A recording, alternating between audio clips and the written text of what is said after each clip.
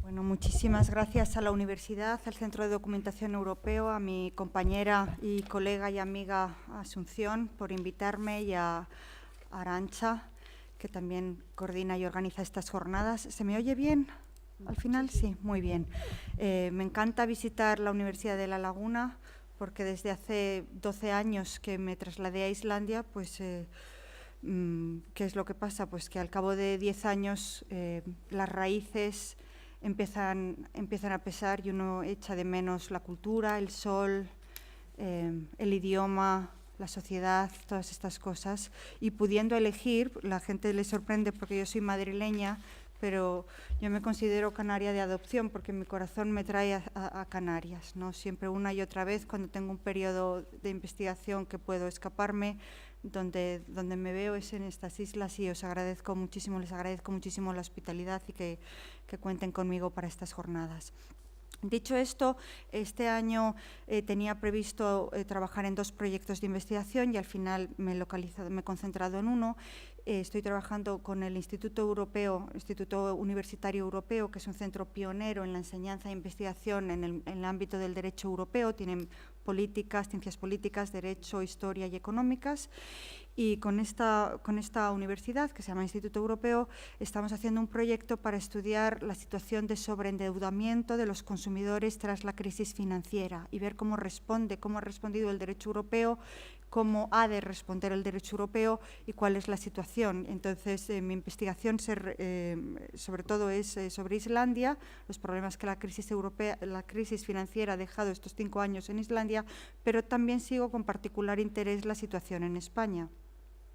Este es uno de los proyectos que yo he estado haciendo, y para hoy en esta charla, como el tema es muy amplio, he decidido centrarme en los casos más importantes que han llegado al Tribunal de Justicia de la Unión Europea desde España en el tema del crédito hipotecario, y también un poco los paradigmas, qué ideología hay detrás del derecho de protección de los consumidores en el ámbito de servicios financieros, y que al final un poco exponerles las lagunas que yo veo que existen en este ordenamiento jurídico y donde me gustaría a mí que estuviera, ¿no? Por eso lo he titulado Paradigmas, Soluciones y Lagunas. Lagunas lo dejaré para el final. Hay 2 paradigmas importantes en el derecho europeo de protección al consumidor, y aquí hablo en tema de crédito.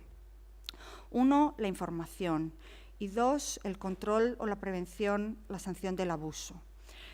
El más importante, sin embargo, de momento es la información, es decir, se parte de la idea que existe una autonomía de la voluntad en el derecho privado y que un consumidor y una institución financiera o bancaria que quiere otorgarles un crédito tiene una libertad para contratar sobre un crédito, y en principio no se va a regular el contenido de esta transacción porque se estima conforme a la ley. Y lo que se estima, el derecho europeo de protección al consumidor, es una idea que se está demostrando falsa o digamos, no el 100% correcta, de que la mera información y la mera legalidad ya protege al consumidor. ¿Vale?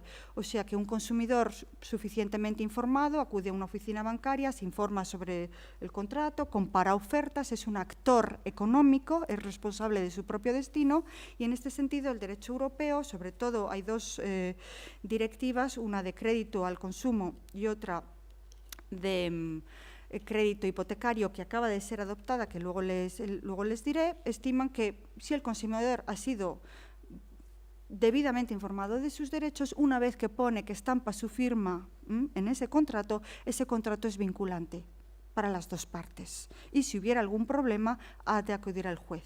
¿Vale? Este es el primer paradigma. El segundo paradigma, que es el que también adopta el derecho europeo y es el que está dando respiro y ayudando a los consumidores quizás a obtener sus derechos, es la regulación y el control mínimo de los abusos que deberían ser evitados. Y aquí tenemos 2 directivas. Una, la 93/13, que prohíbe las cláusulas abusivas en contratos celebrados con consumidores y las declara nulas de pleno derecho. Y luego otra directiva, que es la 2005-29, que hace lo mismo con las prácticas comerciales. Prácticas comerciales serían marketing, publicidad, etcétera. Una se concentra en la fase previa a la realización del contrato, lo que puede ser publicidad o marketing, y la otra en la fase contractual. Y este es el otro paradigma, el control, la sanción del abuso, que en principio en Europa constituye un incipiente derecho europeo civil o contractual y que cada vez está otorgando más importancia. El tercer paradigma que es importante notar o realzar en este campo del derecho europeo es que el derecho europeo, y no lo hacen todos los ordenamientos jurídicos, pero sí el derecho comunitario, distingue entre el crédito al consumo, lo que puede ser un crédito para la compra de un ordenador, de un coche, vacaciones, etcétera, y el crédito hipotecario. Algunos especialistas del derecho al consumo han criticado a la Unión Europea por esto, porque han dicho realmente no hay una distinción, con excepción del importe, porque no es lo mismo comprarse una televisión de plasma que una casa, pero ¿por qué un consumidor, y esta era la situación que nos encontrábamos en los últimos 5 años, por qué un consumidor va a tener más derechos cuando se compra una tostadora o una televisión que cuando adquiere una casa mediante un contrato hipotecario? Parece un contrasentido otorgar más derechos y legislar antes, en una directiva del 2004, todo el crédito al consumo, que era hasta 75.000 euros, y haber tardado 5 años más en haber legislado sobre crédito hipotecario. Pero bueno, estas son las paradojas de la Unión Europea. Las voces críticas que dijeron a la Unión Europea, bueno, realmente el sector financiero ha forzado una espera, un compás de espera de 5 años, pero en realidad han terminado con una directiva que en lo esencial es muy similar. ¿Qué es lo que dice el sector financiero? No es lo mismo, porque el tema del crédito hipotecario es mucho más complejo, tiene una importancia para la sociedad vital y había que hilar más fino, etcétera, etcétera. Bueno, estos son los 3 paradigmas que son importantes. ¿Qué soluciones, entonces, ha dado el derecho europeo en materia de crédito hipotecario? Pues, repito, hay estas 4 directivas que son las que crean un cielo no estrellado, y hay una constelación que es muy importante, que es la creada por la Directiva de Cláusulas Abusivas, la 93/13, y el crédito hipotecario, que hasta este año no había sido regulado. Pero ha habido una interpretación del Tribunal de Justicia de la Unión Europea de numerosos asuntos, muchos de ellos enviados por tribunales españoles, donde ha sido fundamental el hecho de que la directiva sobre cláusulas abusivas no excluía al crédito hipotecario de su órgano de aplicación, ¿cómo se dice?, material, ¿no? Y entonces, a través de ese enganche, es lo que ha dado lugar a una protección, pero esta protección viene, como he dicho, por vía casuística y jurisprudencial. Entonces, mi charla, sobre todo, mi ponencia de hoy, versará sobre todo sobre la jurisprudencia del Tribunal de Justicia de la Unión Europea sobre esta directiva 93/13 que prohíbe las cláusulas abusivas y el crédito hipotecario, y sobre todo las que vienen de España. Me he concentrado en este país. Y aunque al final les nombraré 2 o 3 sentencias que también son muy importantes por los principios que acuden.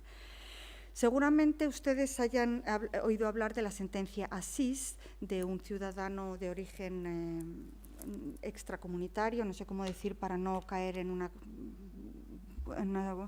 creo que es de origen árabe, magrebí, que vivía en Cataluña y contrató un crédito hipotecario, y entonces un juez español de Barcelona, me parece, que ha sido muy famoso, salió en los periódicos, etcétera, se planteó en qué medida era compatible la legislación procesal y la legislación de garantía, del derecho de garantías de la ejecución del préstamo hipotecario en España con esta directiva que prohíbe cláusulas abusivas y que además las declara nulas conforme a derecho desde el inicio, o sea que no es posible salvarlas.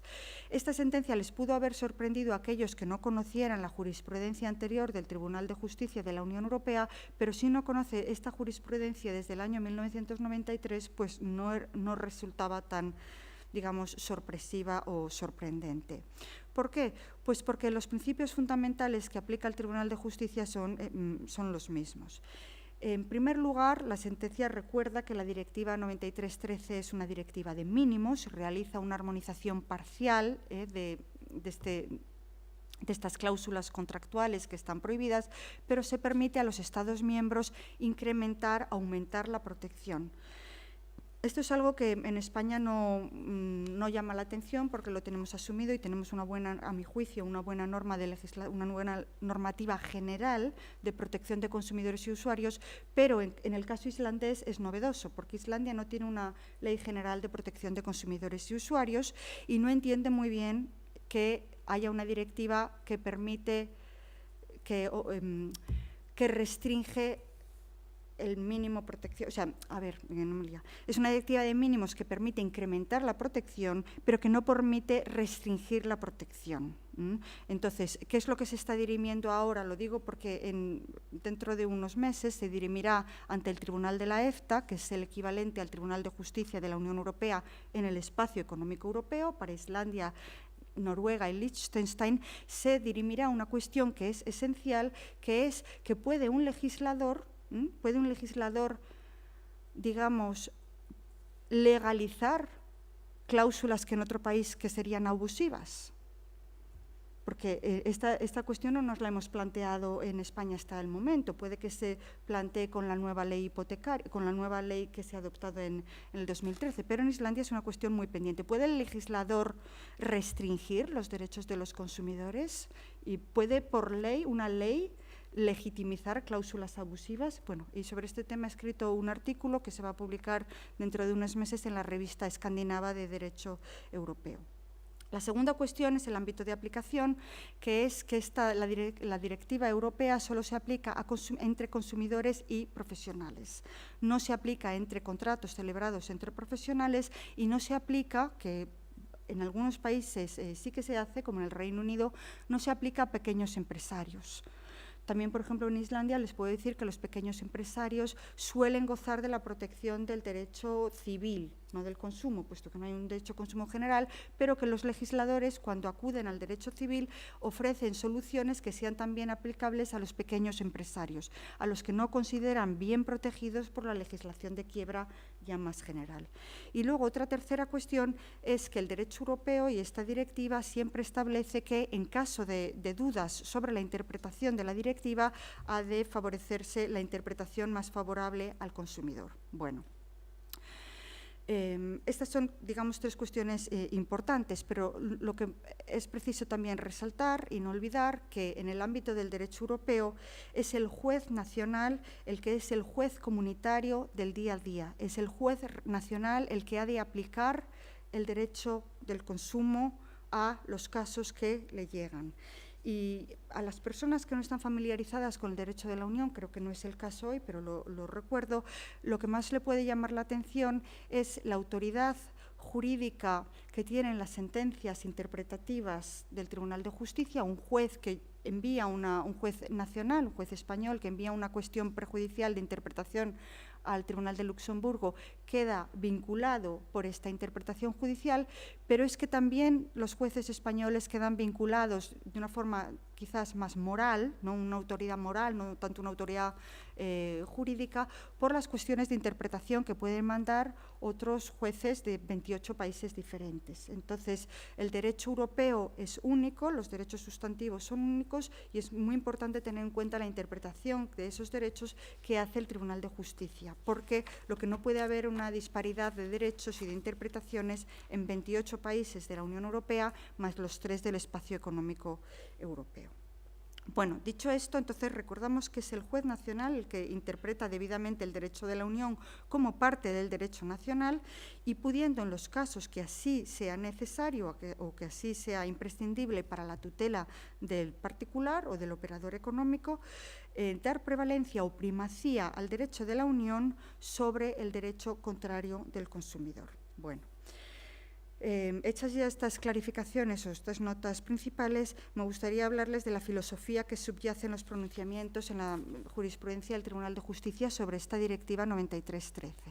Lo primero es recordar que se trata de una directiva cuyos artículos, como por ejemplo el artículo 6, se declaran con disposiciones imperativas de orden público, o sea que su aplicación no queda circunscrita exclusivamente a la alegación de las partes, sino que también ha de ser controlada ex oficio por el juez.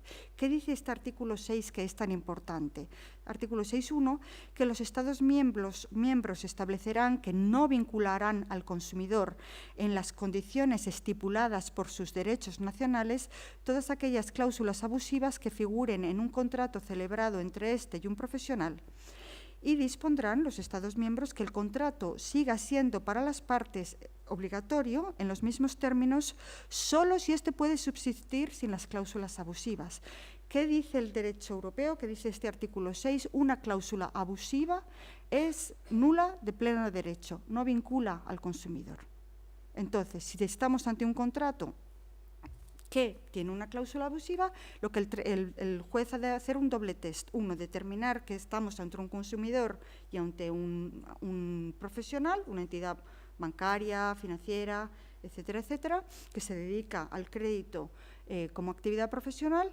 Y dos, si esta cláusula es abusiva en función de las circunstancias del caso concreto. Si así lo fuera, debería determinar, el derecho europeo exige la nulidad de pleno derecho desde el inicio. Y esto es muy importante, porque esto está en contradicción contra algunas prácticas de otros Estados miembros y esto es lo que se va a dirimir por el Tribunal de Justicia de la Unión Europea debido a dos cuestiones que dos jueces nacionales han mandado muy recientemente, que les comentaré. Es decir, para que entiendan el ejemplo, si un banco pone un interés de mora, un interés moratorio del 100%, del deudo, del 200%, el derecho europeo determinaría esto es una cláusula abusiva, no es vinculante. Entonces habría un interés moratorio del 0%. Se estima que la cláusula abusiva no ha sido nunca puesta. El Tribunal de Justicia justifica este carácter imperativo en la disposición de situación de inferioridad en la que se encuentra el consumidor frente al profesional en su capacidad de información o de negociación, que entiende le lleva a adherirse sin ninguna posibilidad de modificación o influir en la redacción del contrato. Por eso, el artículo 6 y la interpretación del Tribunal de Justicia considera que debe restablecerse el equilibrio entre las partes, debiendo compensarse esta situación mediante la intervención de un tercero ajeno a las partes, que es el juez. Y esta justificación, esta ayuda al consumidor, al que se encuentra en una situación desprotegida frente al profesional, se encuentra en todas las sentencias que han resuelto cuestiones prejudiciales en base a esta Directiva 93/13. ¿Vale? Es una protección cuasi pública y este principio no excluye, desde luego, la aplicación de otros principios del ordenamiento jurídico, como pueda ser la seguridad jurídica, la cosa juzgada, o el derecho de la defensa de la otra parte, o de otros intereses del juego, de otros intereses que puedan surgir. Hay una pregunta muy interesante que podría ser: ¿la protección del consumidor debe otorgarse cuando ni siquiera ha comparecido, habiendo sido notificado en tiempo y forma en el juzgado? Bueno, esto será para el juez nacional en caso concreto en determinar. Pero estos son más o menos los razonamientos generales y grandes principios que establece la jurisprudencia del tribunal. ¿Qué sentencias importantes han llegado de nuestro país en el tema del derecho de consumo y de Directiva 93/13?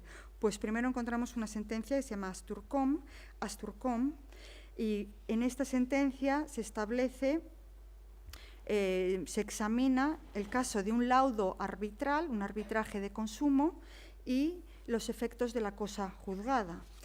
Es una cuestión que plantea un juez de Bilbao y se trataba de una demanda de ejecución forzosa de un laudo arbitral firme. El Tribunal de Justicia tiene que intentar encontrar un balance, un equilibrio entre la autonomía procesal de los Estados miembros y el principio de cosa juzgada y la seguridad jurídica. Y al final le devuelve, digamos, el asunto al Tribunal Nacional y señala que será el juez el que deba ponderar todos los intereses en juego, puesto que la protección del consumidor quizás no pueda llegar una vez que el principio de res judicata, que un laudo arbitral firme, ha sido adoptado. Pero esta sentencia, quizás el Tribunal de Justicia tuvo en consideración que fue el propio consumidor y no tanto la normativa nacional la que motivó la falta de oposición. Por eso preguntaba hasta qué punto debemos ser paternalistas y proteger a un consumidor que ni siquiera acude a un juzgado. Bueno, pues esto es para el juez nacional, pero estos son los principios y las dudas que se plantean un poquito en esta sentencia. Por eso es importante resaltar el papel primordial y esencial del juez nacional cuando realiza la tutela de la protección judicial de los derechos económicos de los consumidores.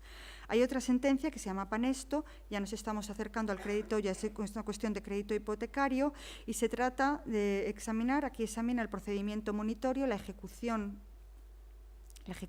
y la garantía de la deuda y la facultad que tiene el juez o no de intentar encontrar una solución salomónica para esta cláusula abusiva, que ya hemos dicho que la directiva es tajante sobre ello. Sin embargo, la legislación española y en concreto la Ley General de Consumidores y Usuarios permitía en el artículo 83 una facultad moderadora al juez de encontrar una solución de compromiso, ¿no? una integración del contrato, una solución salomónica que diga, bueno, pues ni para el consumidor ni para el banco. Vamos a, en lugar de 30% de interés moratorio, pues vamos a poner el 15% o algo así. El juez europeo entiende que esta capacidad, que la legislación, la directiva europea es tajante a este respecto y que hay una compensación entre la libertad que se da, digamos, hay una relación entre la libertad y la autonomía que se da a las partes en el contrato, y es un poco la idea americana. Tú tienes libertad contractual, pero si estableces una cláusula abusiva, la sanción será la nulidad, porque si luego el juez te va a echar una manita, digamos en términos formales, entonces te va a compensar el uso de cláusulas abusivas. En este asunto se plantea no solo un problema de derecho procesal español, con la compatibilidad con el derecho europeo, la adecuada tutela de consumidor y la nulidad, qué efectos tiene la nulidad de la cláusula declarada abusiva para las partes.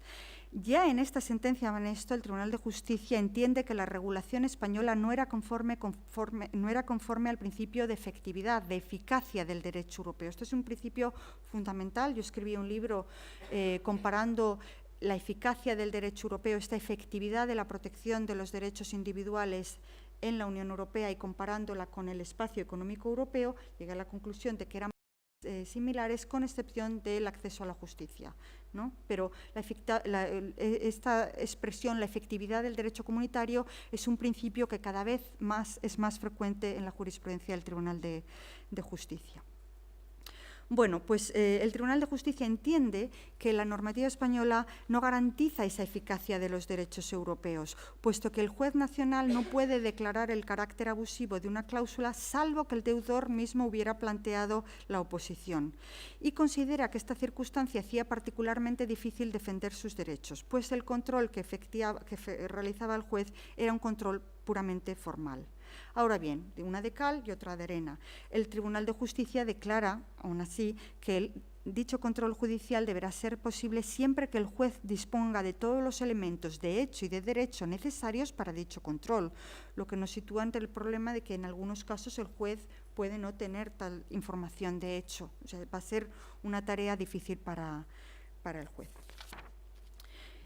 Y la segunda cuestión se resuelve porque estaba pendiente, la nulidad, los efectos de la nulidad. El tribunal vuelve a repetir que en caso de que se declare abusiva, que una cláusula sea abusiva, el juez no puede remediar ni modificar esta situación. Así que el artículo 83 de la Ley General de Consumidores y Usuarios resulta contraria a la Directiva 93/13. Si se permitiera esto, se perdería el carácter disuasorio que persigue la directiva. El juez ha únicamente de dejar sin efecto la cláusula abusiva. Y llegamos a la sentencia SIS, que es la más famosa que les comentaba antes de Barcelona, donde se declara que el procedimiento, que la legislación española de ejecución de impago, de ejecución de crédito hipotecario es contraria a la normativa, a la directiva 93/13, precisamente por el mismo factor. ¿Que me quedan? Vale. En este asunto se discute los procedimientos, y era lo que preguntaba el juez de Barcelona, los procedimientos que podría utilizar el acreedor en caso de incumplimiento por parte del deudor, así como la posibilidad de que el acreedor pudiera presentar unilateralmente la liquidación de la deuda.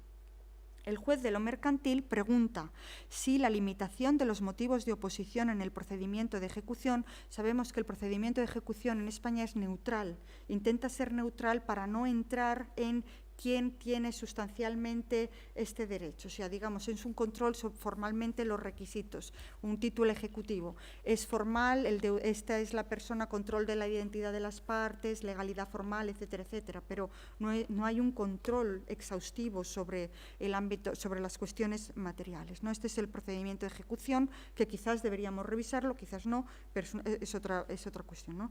El juez pregunta, ¿es este procedimiento de ejecución neutral obstaculiza al consumidor el ejercicio efectivo de sus derechos? ¿Incide en su tutela judicial efectiva? Porque yo tengo una directiva 93/13 que me dice que las cláusulas abusivas están prohibidas y que no deberían, que deberían ser declaradas de nulo derecho, y tengo aquí una ejecución de un crédito hipotecario en la cual el deudor alega esta cláusula abusiva, y yo, juez, no puedo, en un procedimiento declaratorio, no puedo examinarlo, porque es un título, digamos que es un título ejecutivo, yo tendría que examinar simplemente los aspectos formales. Bueno, y además, de carácter complementario, le pregunta por el carácter de desproporción respecto a algunas de las cláusulas, como es la cláusula de vencimiento anticipado, los intereses de demora y la fijación unilateral del mecanismo de liquidación del crédito. Bueno, la cuestión central fue la cuestión referida a la regulación procesal española y a las facultades del juez declarativo, analizando si la simple declaración de nulidad de la cláusula sería suficiente para garantizar la tutela efectiva del consumidor, teniendo en cuenta, y esto es un aspecto que tiene el juez europeo, que la adjudicación final a un tercero de un bien hipotecado máximo de una vivienda habitual de un acreedor adquiere siempre un carácter irreversible. Y el derecho a la vivienda es un derecho protegido, al menos el derecho a la dignidad de la persona, el derecho a la vida, el derecho a la vivienda, al menos protegido por nuestra Constitución española y por la Carta Europea de Derechos Fundamentales, la vivienda digna. El Tribunal de Justicia declara, a la vista de la limitación de los motivos de oposición en el procedimiento de ejecución hipotecaria y al mismo tiempo ante la imposibilidad del juez en el procedimiento declaratorio de adoptar medidas cautelares, que esta legislación es contraria a la Directiva 93/13. Y es por ello que resulta imprescindible posteriormente modificar la ley española a efectos de proceder a su adaptación. En este sentido, el derecho, la jurisprudencia, el juez europeo no dicta a la medida una solución para el derecho español, puesto que los Estados miembros en la Unión Europea gozan de autonomía procesal. Pero lo que sí queda claro es que la reforma deberá garantizar en todo caso la tutela del consumidor de acuerdo con la jurisprudencia y el derecho europeo. Y aquí vemos que la Ley 1/2013 de 14 de mayo de medidas para reforzar la protección a los deudores hipotecarios, reestructuración de deuda y alquiler social intenta dar una solución, porque dice que en caso de que se declare la solución de una cláusula que constituya el fundamento del título, debe establecerse un mecanismo necesario para que el deudor hipotecario consumidor pueda recuperar su vivienda.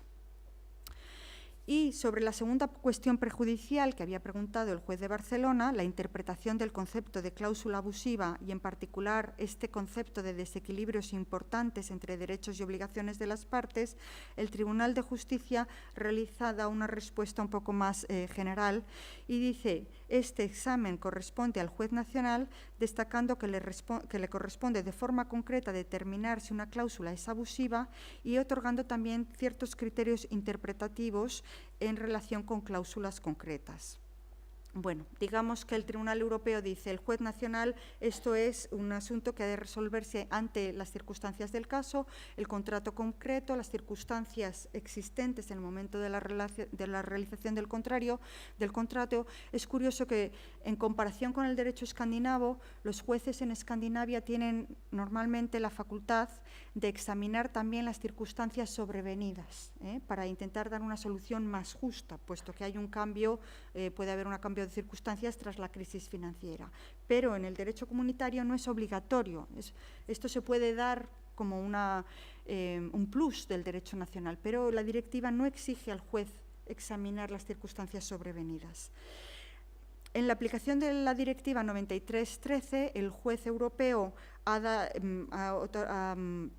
digamos, ya ha dado unas líneas fundamentales que voy a resumir, que son las siguientes. El control de oficio de las cláusulas abusivas ha de realizarse de oficio por el juez, es decir, no es necesario que lo hagan las partes.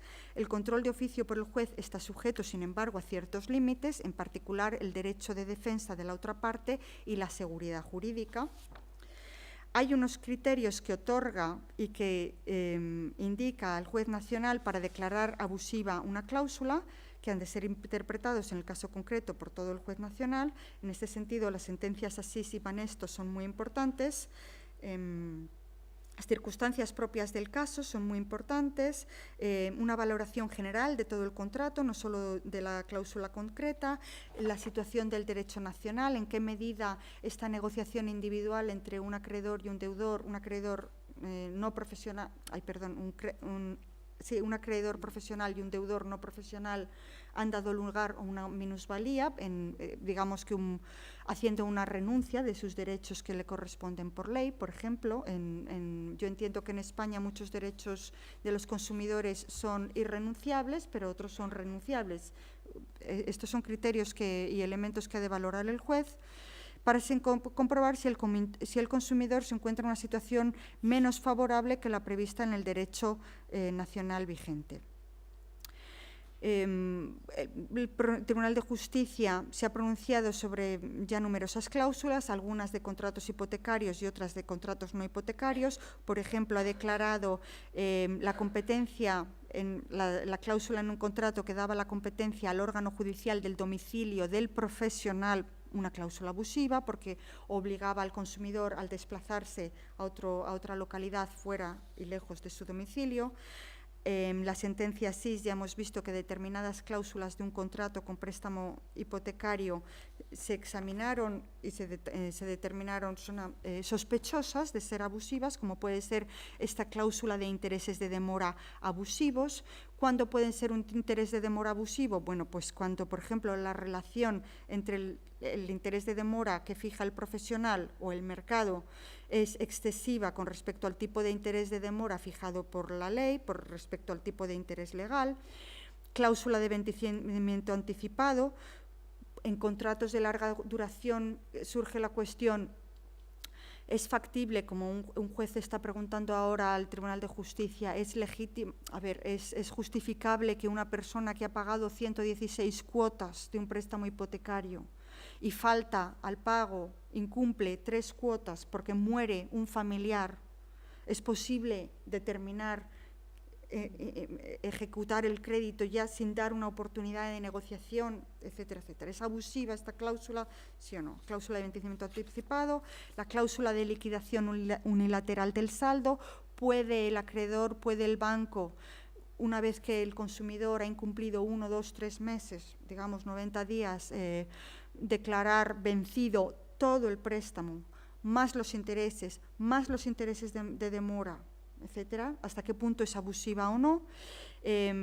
Modificación de gastos de servicios que debe prestarse al consumidor, imposición de indemnizaciones excesivamente amplias o intereses, por ejemplo, que no corresponden a la tasa anual de interés. Por ejemplo, en la sentencia Pojo-Tobós se decide que un contrato, no era crédito hipotecario, era un crédito ordinario, si recuerdo bien, Esto es una sentencia que a mí me gusta mucho porque decide que el cálculo de la tasa anual de interés tiene que ser exacto y al hacer un anuncio y una cláusula contractual que dice que el tipo de interés será, bueno, me lo estoy inventando ahora, pero digamos que una tasa anual equivalente de un 10% y resulta que luego el banco está aplicando una tasa anual equivalente del 12%. Bueno, ¿qué dice ahí el Tribunal de Justicia? Pues que el juez nacional tiene la potestad de declarar, no la obligación, sino la potestad de declarar ese préstamo sin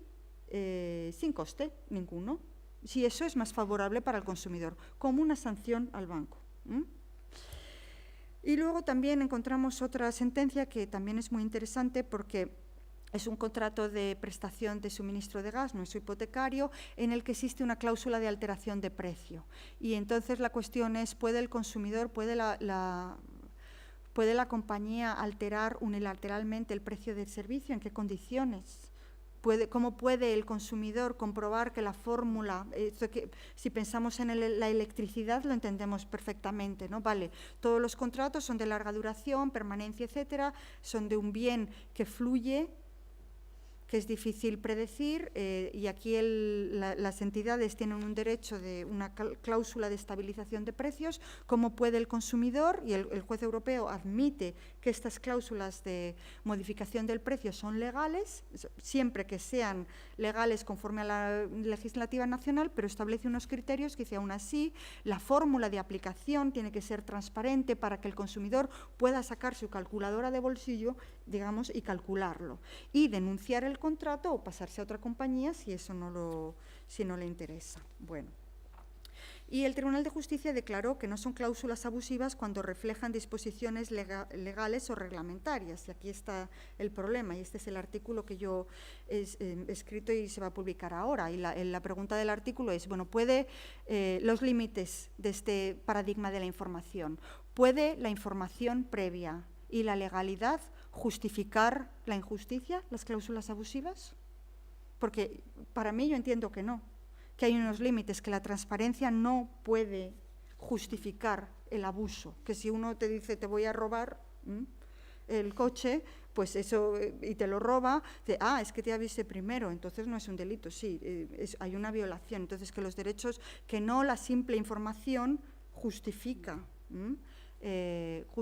y que la legalidad, bien, se estima que los Estados miembros van a proteger los intereses de los consumidores. Cuando los parlamentos de los Estados miembros de la Unión Europea y del Estado Económico Europeo no cumplen con esa labor, yo estimo que el principio de presunción de legalidad tiene sus límites y que entonces hay que hacer un control, tal y como hace la Directiva 93/13, un control del contenido. Vamos a entrar en la desproporción de las obligaciones y derechos que tiene tanto el consumidor como las entidades financieras.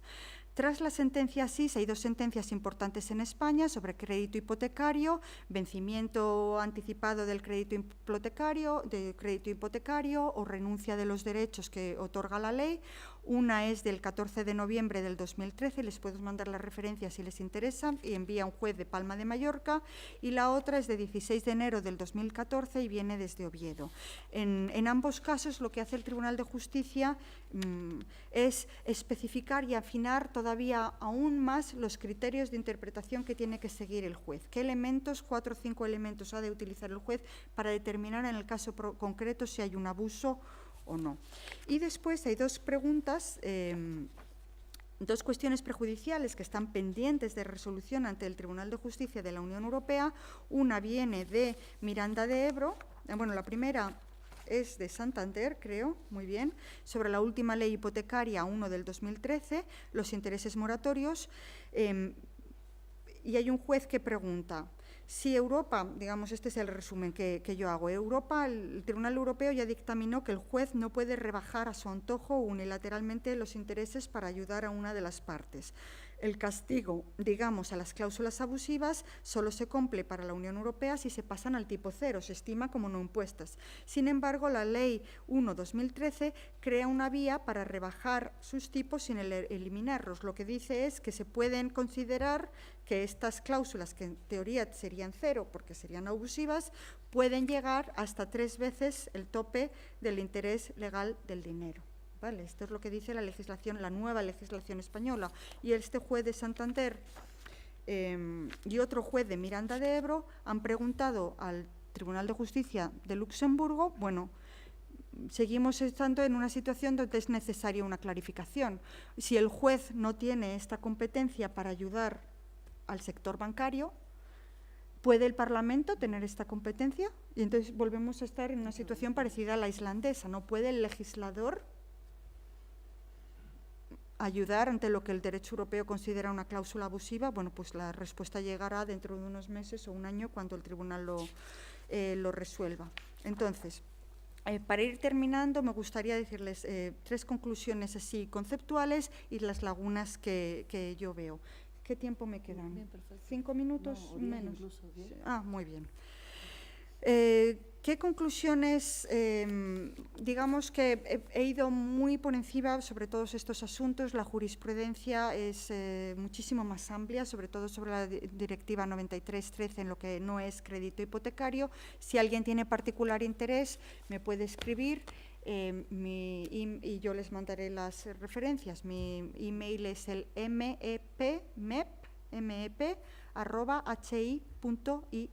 y si no, Sí, la profesora Asunción se lo puede comunicar, ¿no? Para que así me puedo concentrar en los temas que yo estimo más relevantes. Entonces, ¿qué conclusiones yo veo de toda esta jurisprudencia? La primera, el papel esencial que otorga el juez europeo al juez nacional. Al final de toda esta jurisprudencia lo que vemos es que es el juez nacional el que debe garantizar el control de las cláusulas abusivas, tanto si son invocadas de oficio como por los consumidores. Y es un control que lamentablemente hay que hacer caso por caso. Es difícil, salvo la coincidencia, por ejemplo, de las cláusulas suelo, cláusula de acciones preferentes, etcétera, etcétera, en la que los afectados, y este es el problema en consumo de las llamadas class actions, acciones colectivas, acciones de clase, etcétera, cómo es posible en el derecho procesal organizar la defensa de miles de afectados cuando los contratos, las deudas, etcétera, no son uniformes. No es fácil. Habrá situaciones en las que es posible una situación de defensa colectiva de los derechos de los consumidores, y otras situaciones en crédito hipotecario es más difícil, puesto que cada consumidor ha negociado con el banco un contrato que puede ser distinto, puede ser por otra cantidad, las circunstancias familiares, etcétera, etcétera, etcétera, son diversas. El comportamiento del consumidor ha podido ser diverso también, etcétera. Bueno, entonces, juez nacional, circunstancias concretas del contrato, circunstancias concretas del caso, evaluación general de todo, no de una cláusula, etcétera, etcétera. La segunda conclusión es que, si bien el objetivo más importante es el alto grado de protección del consumidor en el derecho europeo, no hay que olvidar otros principios fundamentales, como pueden ser la tutela judicial efectiva de sus derechos, que también es muy importante, pero también lo es la seguridad jurídica o el derecho de la defensa del acreedor. Y la tercera conclusión, que es a mí la que más me gusta, es la eficacia. Una vez más se demuestra la eficacia del derecho europeo en la protección de derechos individuales, que es el factor que a mí me llevó en su día a elegir como especialización el derecho europeo frente a otras ramas como puede ser el derecho internacional, ¿no? El derecho procesal y el derecho sustantivo de los consumidores son la cara y la cruz de la misma moneda. Y yo le explico esto siempre a mis alumnos diciéndoles que a quién le gustaría, quién aceptaría un billete de 100 euros o de 200 euros que solo estuviera impreso por una cara. Nadie.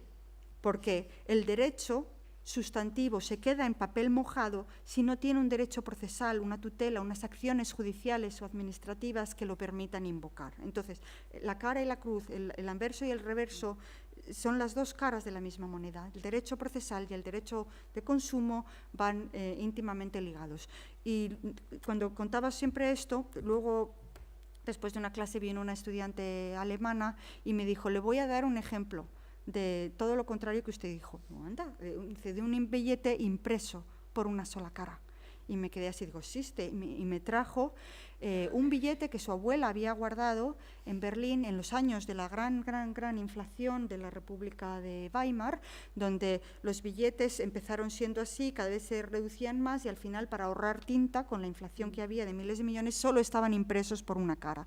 Y me dijo, efectivamente, y me lo regaló, dijo, esto es un ejemplo de cómo un derecho, una papel moneda que solo está impreso por una cara, no sirve de nada. Bueno, pues los derechos de los consumidores efectivamente se quedan en aire, se desvanecen, si el derecho europeo y el derecho nacional no permite ejercitarlos en procedimientos debidamente equilibrados que aseguren la tutela efectiva de los mismos. Y esto significa aplicar el derecho sustantivo y el derecho procesal de un modo más conforme con el espíritu y la finalidad de la normativa de protecciones de consumidores. Y luego, ya una vez, digamos, estos son los principios, las conclusiones teóricas que yo veo de toda esta jurisprudencia. Y las lagunas y problemas que veo todavía sin resolver en el derecho europeo de consumo, servicios financieros, crédito hipotecario, crédito al consumo, etcétera, pues son bastantes. Uno, que partimos a veces de la idea de que el derecho europeo impone una solución que es la máxima protección o la mejor. No, es una solución de compromiso, a veces el mínimo denominador común. En Escandinavia o en el Reino Unido hay veces en que los derechos de los consumidores son todavía mucho más elevados y una legislación europea nos los rebaja. Hay otros paradigmas de protección que el derecho europeo ignora, como por ejemplo son paradigmas que existen en el derecho francés y en el derecho alemán, donde se concibe un ordenamiento jurídico más paternalista en estas situaciones de derecho de los consumidores y de servicios financieros.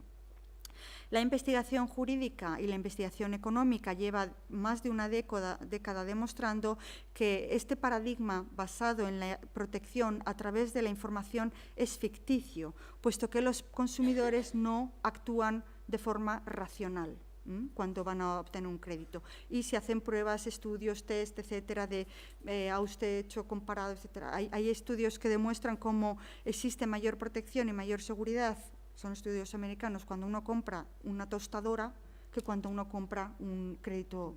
Y esto no debería ser así. ¿Cómo es posible que cuando compre uno una tostadora defectuosa o que hay problemas tenga uno unas garantías de 2 años y cuando uno adquiere un crédito o un crédito hipotecario no tenemos todavía una regulación que nos dé garantías? Otro de los problemas importantes, entonces, este paradigma de la información es protección no es verdadero en el 100%, y debería ser un poco afinado al ámbito del servicio, de los servicios financieros y del crédito, y recuperar un poco la idea de la economía social de mercado, ¿no? Hacer un equilibrio entre también una parte social. Las directivas europeas no contemplan la sanción por incumplimiento, o sea, no han armonizado las sanciones por incumplimiento. Eso corresponde al derecho nacional y en algunos países ni siquiera el legislador nacional lo ha regulado, sino que se deja a la discreción del juez nacional. Les puedo decir, por ejemplo, que en el caso que conozco bien, que los jueces islandeses, hay un problema fundamental en Islandia, que es que los créditos están indexados a la inflación y están indexados ex post. Digamos que cada mes te recalculan el principal y los intereses con la inflación. Son una bola de nieve, como una esclavitud de deuda permanente, ¿no? Entonces, ahí cuando vino la crisis financiera en el 2008, 5 años después, se ha doblado la cantidad de la deuda y lo que dicen los consumidores y las asociaciones de consumidores son: se ha pagado la factura de la crisis, se ha reconstituido el sistema financiero sobre las espaldas de los deudores. Entonces, aquí habría un daño que una parte correspondería al Estado, puesto que el Estado falló, no hizo una supervisión ¿no? Realmente hubo una quiebra del Estado en Islandia. Otra parte correspondería a los bancos y otra parte a los consumidores, pero pasarle la factura del 100% a los consumidores no es justo. ¿Qué hacen los jueces islandeses? No entran en esta, como tienen la discrecionalidad, hacen un examen formal del crédito. Dicen, este crédito se ajusta a la legalidad, es correcto, como en el sistema ejecutorio de crédito, de la ejecución del crédito hipotecario en España. Es un sistema neutral y los jueces no se atreven a entrar en consideraciones de justicia subjetiva de quién debería pagar los daños de la crisis financiera. Y ya para terminar, dos cositas. El derecho europeo ignora, desgraciadamente, otro derecho internacional en gestación, principios, estándares internacionales sobre protección de consumidores en servicios financieros que están fijando la OCDE, el Banco Mundial, las Naciones Unidas, incluso el G20, lo cual, digamos que supone un poquito una estrechez de miras, y queda muy pendiente este tema que está saltando a los tribunales, la protección del deudor hipotecario, que como consumidor, en el marco de una crisis económica y financiera y una situación de sobreendeudamiento a la que acaba de buena fe, porque todo el derecho hipotecario y de garantías, sobre todo, está basado sobre la asunción del acreedor, del deudor, perdón, que no quiere pagar, ¿no? Esta es la presunción que hay. Alguien que tiene mala fe y no quiere pagar el crédito.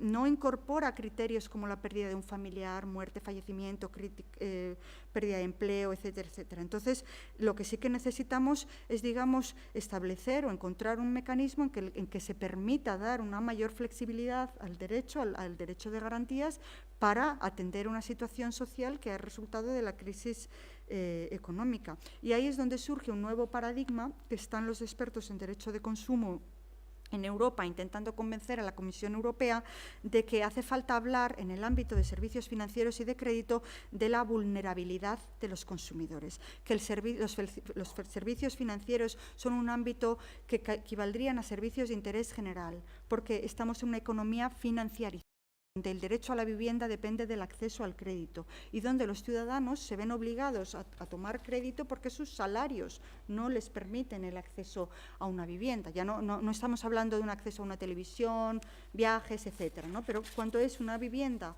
o créditos, por ejemplo, a los estudiantes, ¿no? Si el modelo social y económico que se promueve es el de crédito para acceder a un nivel de vida aceptable en Europa, lo que también habría que tomar en cuenta es la vulnerabilidad de estos consumidores ciudadanos que contratan este crédito una sola vez en su vida, seguramente, cuando las instituciones financieras lo contratan 20, 30, 40, 50 veces al día, ¿no? Entonces, ¿cómo se puede compensar y cómo se puede prevenir más que intervenir una vez que el conflicto ha surgido? Bueno, y esto es lo que quería contarles hoy. Muchísimas gracias por su atención.